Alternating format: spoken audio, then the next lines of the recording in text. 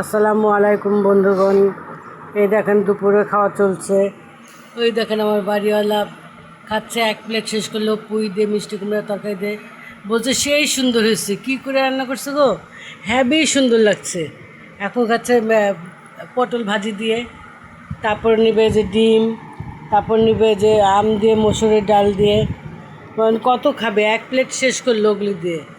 আরেক প্লেট নিবে এই ডিম দিয়ে আর মসুরের ডাল দিয়ে।